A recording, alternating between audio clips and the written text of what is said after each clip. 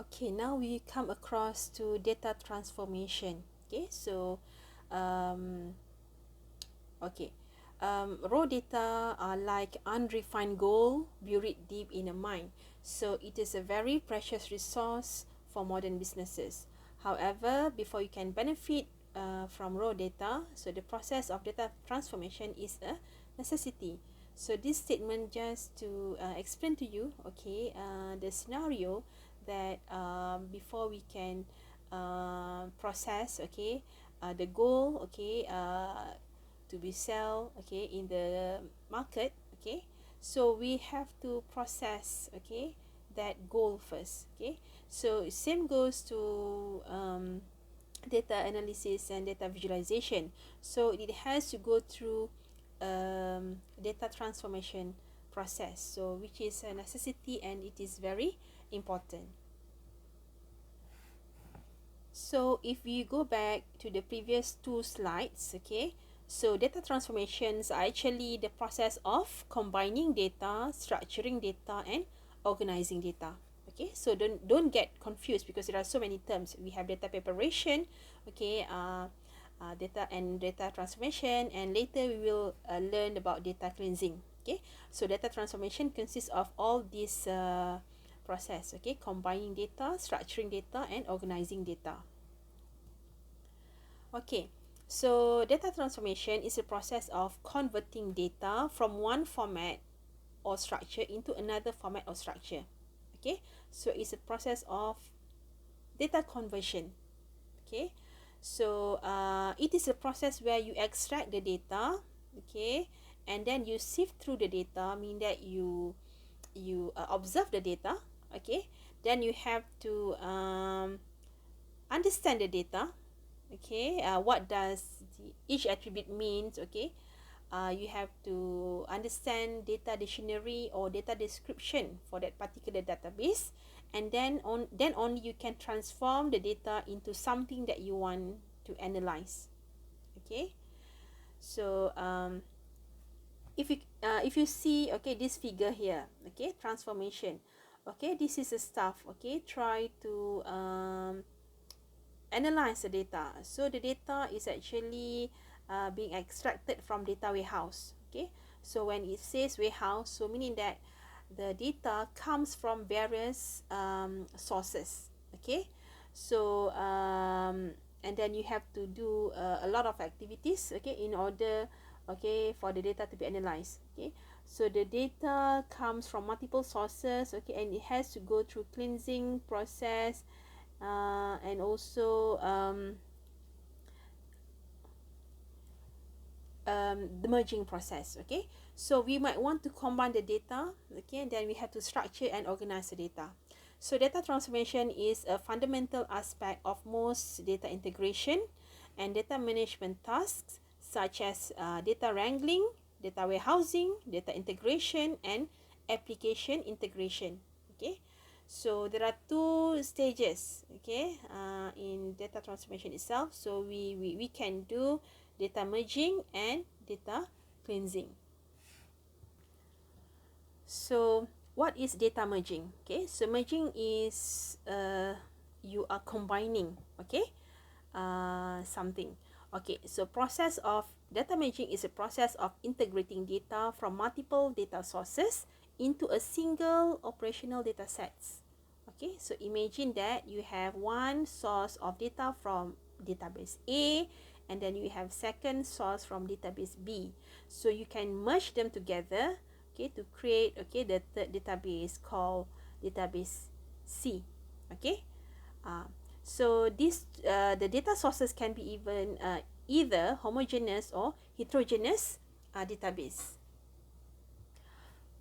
Homogeneous means that the data is in the same format, okay, with the same content, or they are really alike, okay. Whereas heterogeneous is a different, okay, format or different version of data source.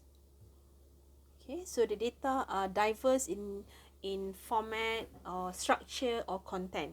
Okay, so that's what we meant by homogeneous and heterogeneous. Okay, So there are two types of merging. Okay, we can have horizontal merging and also vertical merging. Okay, so the process of horizontal merging is when you want to join records horizontally when the two sources have different data definition.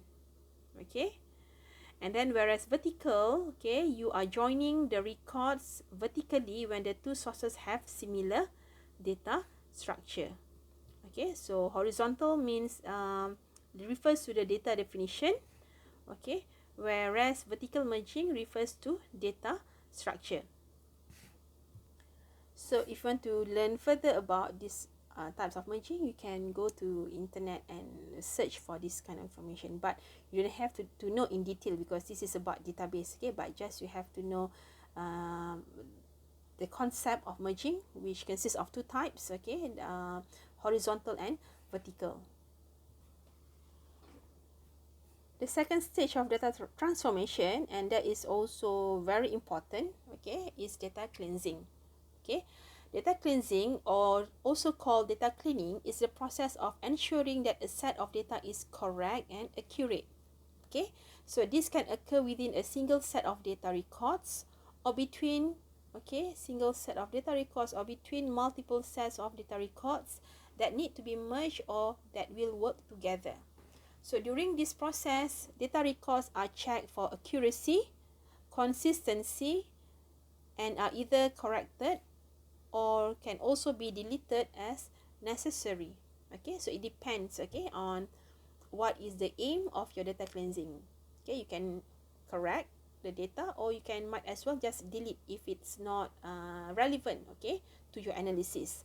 So a possibility outcome resulted, okay, from data cleansing process is the occurrence of new derivative attribute.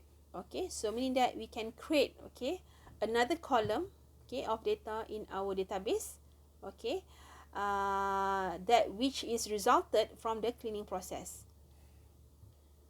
So this derivative attribute, okay, it's very common in any data cleansing process. Okay, so you might come across, okay, with this derivative attribute in your data preparation later.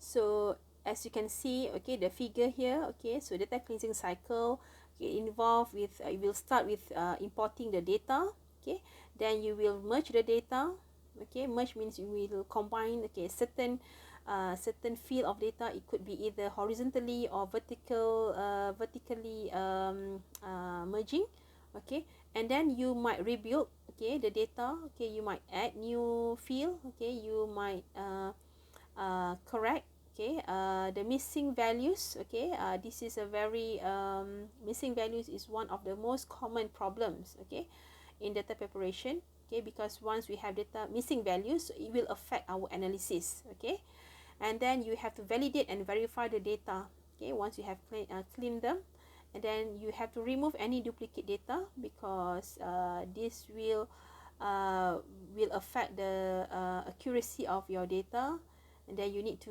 standardize and normalize the data. So this is in database area where we have to normalize the data, and then later on, then only we can export the data to be used for analysis and to for the purpose of creating visualization.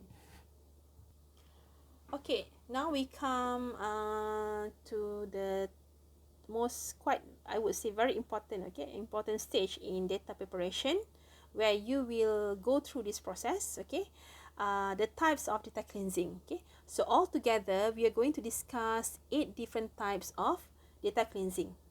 Okay, so the first one is what we call as fixing typos. Okay, so this is to fix any spelling mistakes, okay, that you discover in your data. Okay, so how to do that? Okay, for example, if you just have like 10 records of data, so it's easy, you just go to the data and then you just replace the word. Okay, but what if you have millions records of data? Can you go row by row and do the fixing process? Okay, so of course not. Okay, so we have to work efficiently, okay, because there are very it's because data cleansing is a very stressful, okay, stage, okay, of stage in the data preparation methodology. So in order to accelerate the process, so we can use, okay, the find and replace button, okay, in Microsoft Excel to help us to make the changes or to fix the mistakes. Okay, so you find the word and then you replace what is the word. Okay, so I'm sure that you know, okay, this feature. Okay, so it is available in most software of Microsoft. Okay, in Microsoft Word, Microsoft Excel, okay, even in PowerPoint, you can find this feature, this button. Okay, and then second is stemming. Okay, so you might have, I'm sure that you know the process. Okay, but then maybe the name of the type of data cleansing is maybe quite a new word for you to know. Okay, so stemming is, we want to group data, or sorry, we want to group words, okay, with a similar basic meaning and themes.